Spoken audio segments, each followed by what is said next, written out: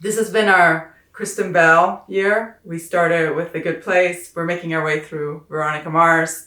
And we figured, well, she's got a new show, newish, called Nobody Wants This. And why not watch that too, since it's her year? And it is so fun and delightful and very much a continuation of her personality in all these other shows that we love. So I am going to talk about how in season 1 of this incredible romantic comedy, she and Adam Brody have everything going for them. They are the perfect couple, except that every possible conflict you could have in a relationship, they have it, and they have it in spades. Everything is conspiring against them. And yet, we root for them. How could we not? In the cold open of the pilot, we see our beloved Kristen Bell. The character's name is Joanne, and she has just run out on her date, and she calls her sister Morgan, played with all the joy and all the delight by Justine Lupe, and she tells her that she just ran out on this guy because he was crying about his grandmother dying.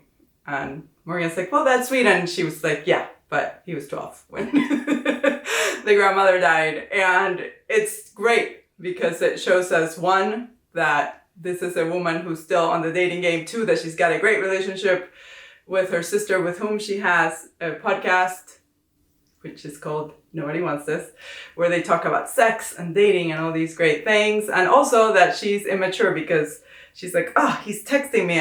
And Morgan's like, why? And she's like, well, he wants to know where I am. And obviously she hadn't even told him.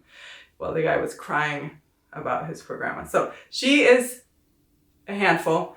And then we meet Noah, Joanne's counterpart, and we meet him as he's realizing that Rebecca, played by Emily Arlook, the woman that he's been dating for 3 years, found in violated his privacy and opened something, the wedding ring that he was thinking about proposing to her with, and just put it on because she had found it months ago. She realized that the proposal wasn't coming or whatever, and she just figured they were engaged. And this, shocker, leads him to rethink why, one, he should be with her, and two, if you're not proposing in the first place, something's not happening. And thus, we meet our two lovers who are in their 30s. So this is not a young love kind of story, but they're two mature people who have been beat up by life a little bit and are now going to try to figure out how to be together. And the show tells a brilliant and very funny and moving and profound story of what it's like to be people who want to remain themselves and running into someone else that they're really into and that they work really well with, but in order to be with them, they're going to have to do a lot of changing and sacrificing and transforming themselves. And all of those things are hard at any age, but the older you are, the harder it gets and the more fun it is to watch. The mightiest, perhaps, of conflicts between them is professional. He is a rabbi and she has a podcast with her sister in which she has very honest and funny and raunchy conversations about sex and dating and what it's like to be a woman in her 30s who is single. And those two things don't go together very well. They meet at a mutual friends party and she shows up wearing a ridiculous faux fur coat. Of course, it's not real. And she is like so big. She shows up, Kristen Bell's actually quite small, but her personality makes her huge, and she's all personality, and she just comes in this outfit, and they sort of start talking. She assumes this other guy who's horrible is the rabbi that she's been told is there, and before she realizes that he is a rabbi, they're smitten with each other.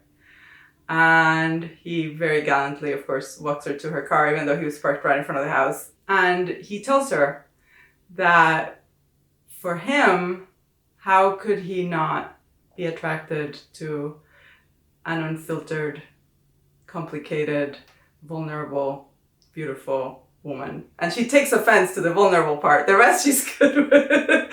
But he sees her. Based on his profession, he's seen her for who she is.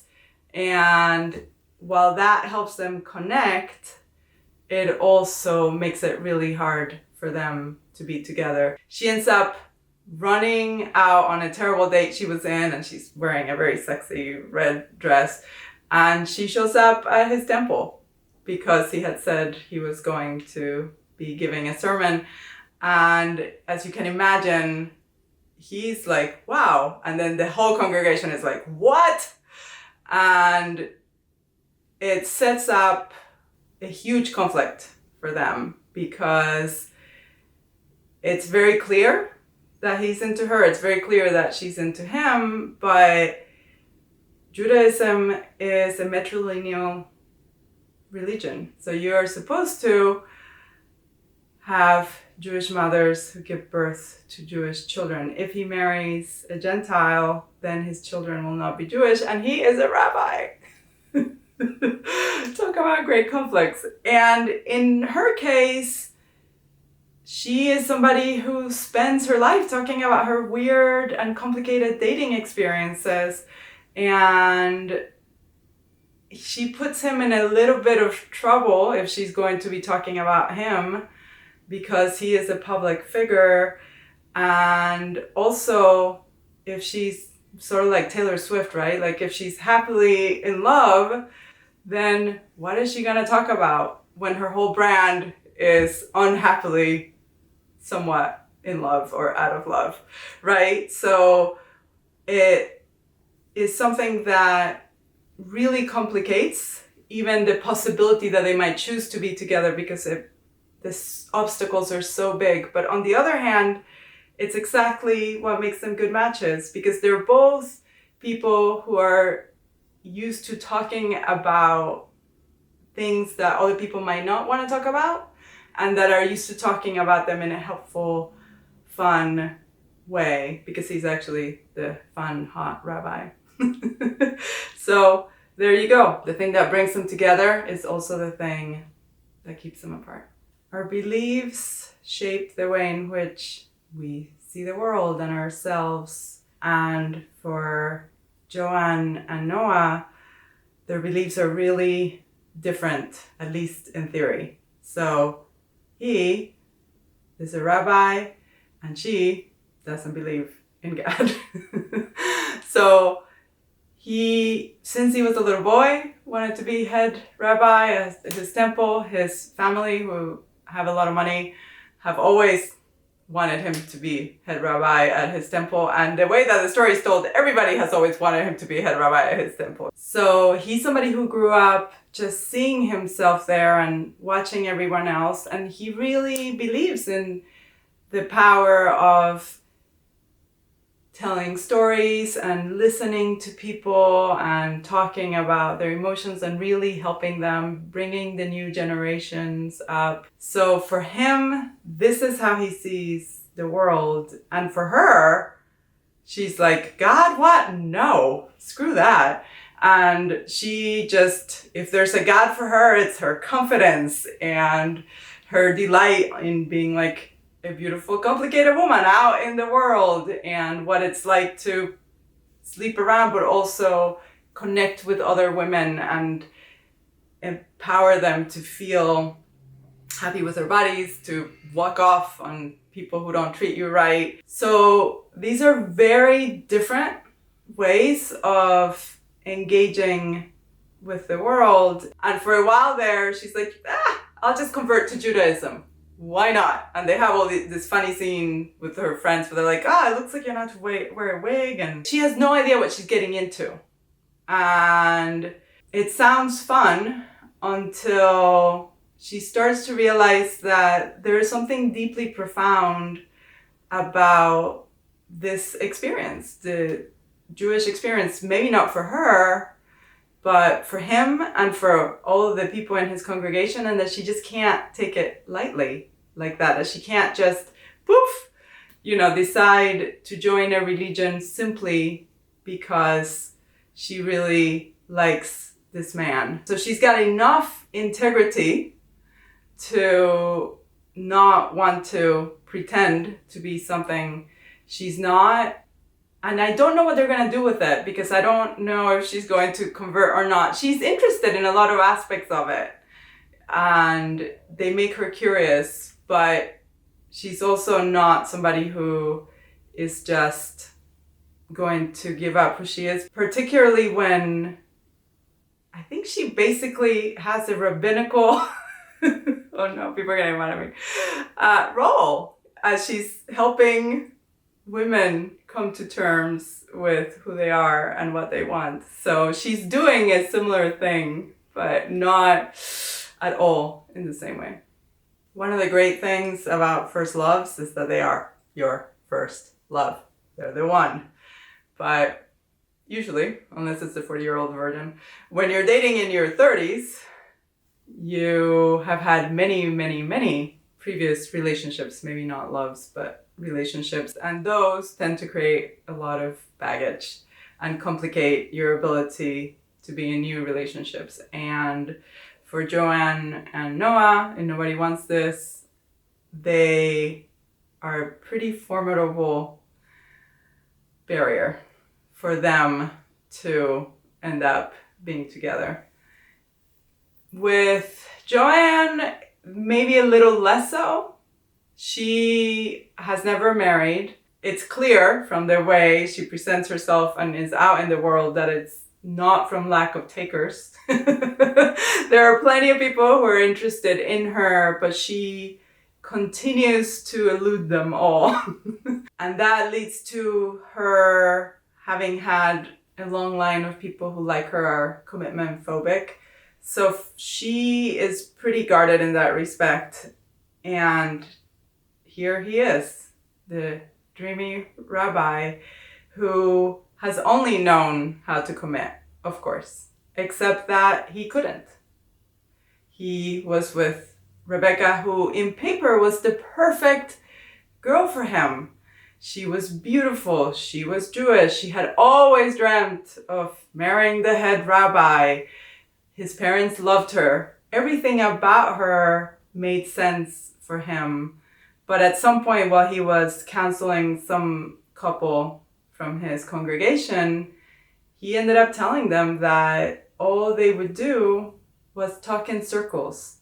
It was so clear that they were supposed to be the perfect people that they never really connected. They never really got to know each other words and all.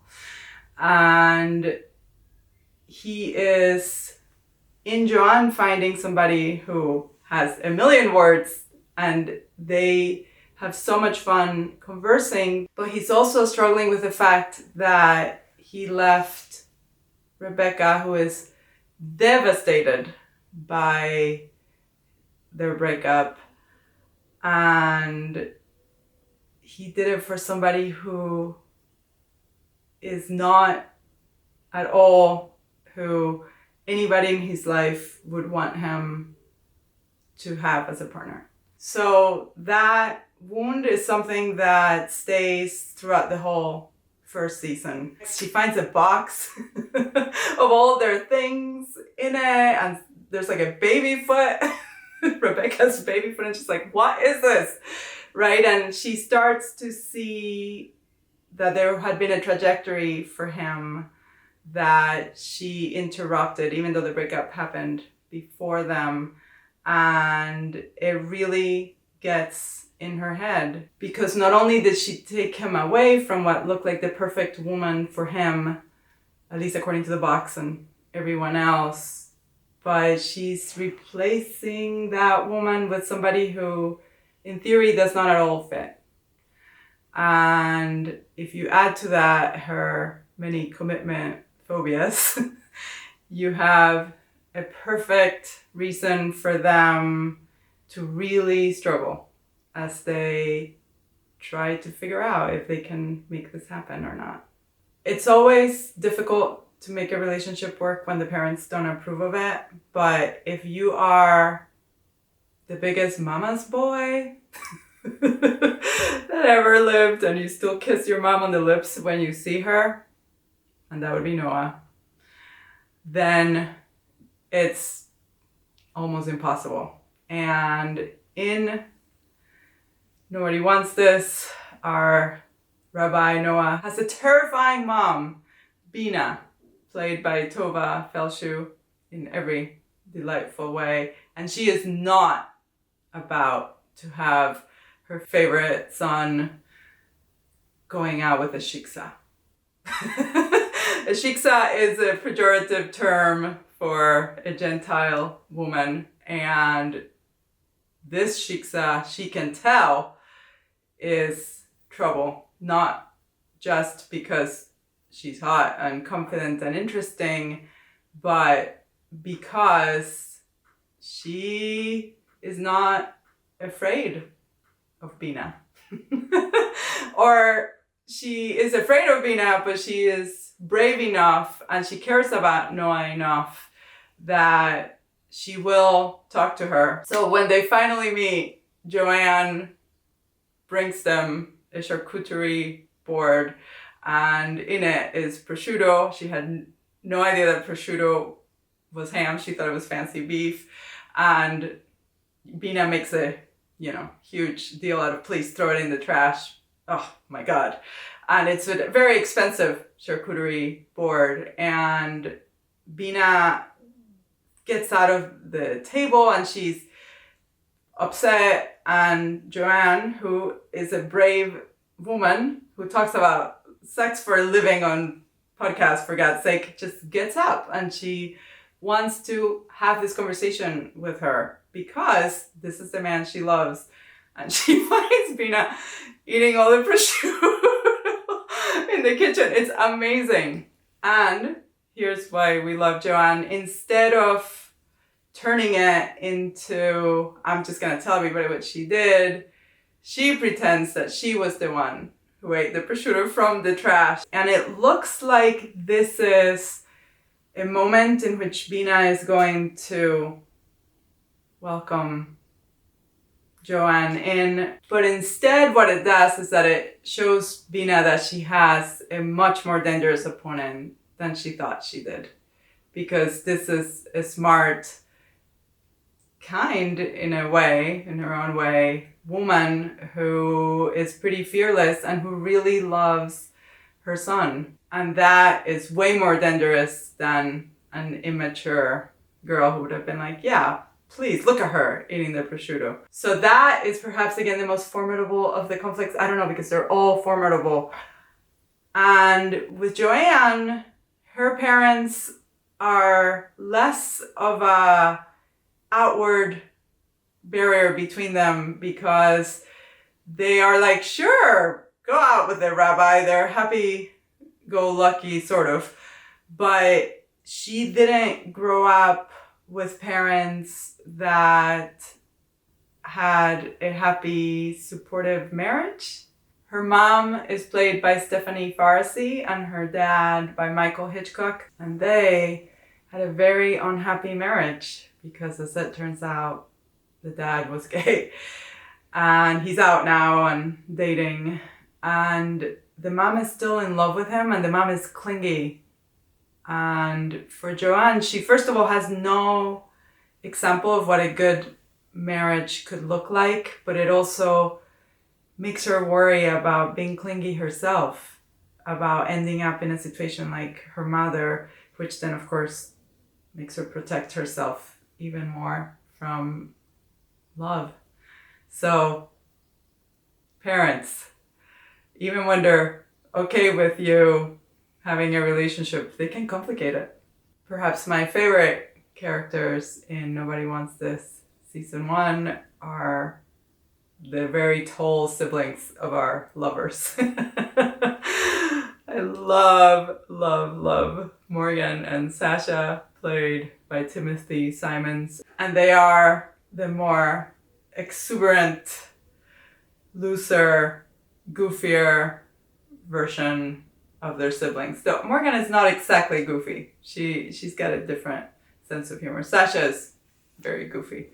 And they're not against this relationship, but they complicate it. In Morgan's case, she has the podcast with Joanne, and she gets really frustrated when Joanne is lost in this relationship or sad about the relationship or whatever is happening in the relationship, and that makes it so that she's no longer as raunchy or funny as she used to be. Maybe she's a little mopey, maybe she's even a little more guarded, and that really complicates their ability to make a living, and also just their relationship, because these two women are best friends and also always arguing.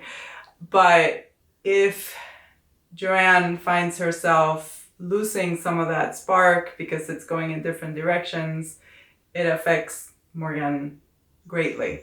And some of the decisions she makes end up hurting the relationship between Morgan and Noah. And in Sasha's case, Sasha is all teddy bear, but his wife Esther, played to terrifying delight by Jackie Tohn, is Rebecca's best friend still. And she really does not want Joanne at all in their lives. Not only that, but, and I don't think they're gonna go through with this. I don't know, we've only seen season 1, but Sasha and Morgan become friends, great. The friendship thing is great, but there's maybe a little more there, some kind of a clear attraction that's developing, and that I don't know what they're gonna do with that. As the, Erin Foster, the showrunner, is she going to actually break up Sasha and Esther? They have an adorable little girl. I don't know. It's a really interesting tension, but you can see how this could really make a mess out of Noah and Joanne's relationship. And it also, just the fact that they're friends complicates things, because of course Esther does not allow for Sasha to have women friends in a million years. So they add a lot of the comedic lighter tone to the show, but even with that, they also provide a pretty constant, if lighter than the others, conflict for our lovers to end up together. In Nobody Wants This, our lovers are divided by all sorts of external conflicts, but they also have a pretty profound internal one, as lovers should, at least in a great romantic comedy. And for Joanne, it's that her greatest fear, which she asked her about, is maybe a bad facelift. That's what she first answers. And she is afraid of a bad facelift. But it's to be like her mother. To be a woman who becomes emotionally dependent on a man and then puts all her muchness, all of her out there. Her mother is a lot, she is a lot, Morgan is a lot. She comes from a line of women who are a lot. And she restrains it because she's terrified that if she comes all out with who she in fact is and how intense and passionate she is, the guy will walk away. And that will crush her. even more than a bad facelift. And when she tells Noah this, she can't even face him because she's so afraid of just even uttering it. So she turns her back to him, and of course he hugs her. And he says that makes her even more lovable to him because he's a rabbi. He's used to people coming to him with their vulnerabilities, and it is his greatest wish in life to try to heal them. And that makes them a good match because you feel like he is not going to walk away from her. So her greatest fear, he might be the one who is well equipped to help her handle it, except that his internal conflict is that he is the good boy. He is the one who grew up wanting to help everyone and to lead them to a path of self-reflection and communication and mitzvahs, good deeds.